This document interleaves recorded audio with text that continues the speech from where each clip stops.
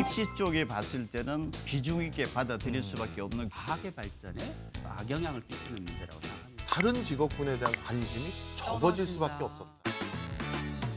의료 서비스의 질에 대해서 걱정하는 분들도 계십니다.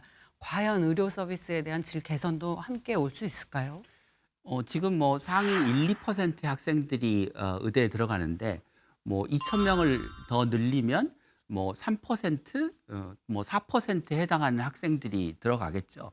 그런데 그 차이라고 하는 게 저는 뭐 근본적으로 의사가 되는 데 있어서 가질 수 있는 진료 능력의 차이를 나타낼 거라고 생각하지 않습니다. 그러니까 미국이나 유럽은 5%, 10%대 되는 학생들이 의대에 들어가는데 심지어 네덜란드는 의대생을 추첨으로 뽑는데 그런 나라들이 우리나라에 비해서 의료의 수준이 낮냐? 그렇지 않습니다. 그렇다면 환자들의 피해도 주지 않고 우리 사회의 어떤 더 나은 모습을 만들기 위해서 이번에 이루어질 의료 개혁, 이게 어떻게든 결론이 나야 될 텐데 앞으로 어떤 노력이 필요할까요? 우리가 이번에도 의대 정원을 늘리지 못하면 앞으로 대한민국에서는 의사들이 반대하는 의료 정책이라고 하는 건 할 수가 없는 거고, 그러면 의사는 부족해지고 그 와중에서 이제 환자들이 제대로 치료를 못 받으면 안 되지 않습니까? 그러니까 그에 대한 대비책, 보완책이 필요한데 대학병원이 지금 현재 보고 있는 중환자가 몇 %쯤 되느냐?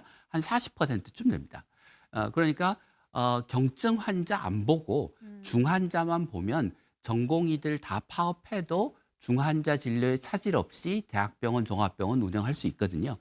그렇게 할 수 있도록 의료 체계를 바꾸면 된다고 생각합니다. 이번에 의대 증원이라는 게 단순히 의사의 숫자를 늘리는 것만이 아니라 우리나라의 의료 시스템을 지속 가능하게 바꿀 수 있느냐.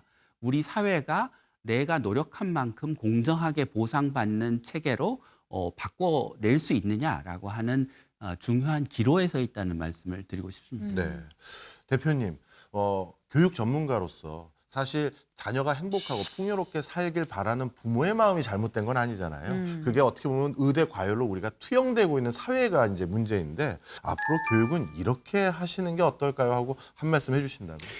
수험생 입장에서는 사실은 의사의 수급 문제까지 이렇게 고민할 여유가 없죠. 예. 수험생은 명확하게 예측 가능성이 뚜렷하고 아주 명료해야 됩니다. 예. 지금 현재도 모집 정원이 안 나와 있다. 심각한 문제죠. 그리고 의대 모집 정원의 확대는 단순 의대에서만 국한되는 것이 아니라 학생이 빠져나간 만큼의 빈자리를 메꿔야 되기 때문에 중위권, 중하위권에도 영향을 올 수밖에 없는 상황입니다. 그렇네요. 그래서 이런 갈등은 수험생 입장으로 봤을 때는 빠르게 봉합되어져야 되지, 수험생은 사실은 당장 오늘 내일이라도 결정이 나는 것을 가장 중요하게 생각하고 있을 것 같습니다.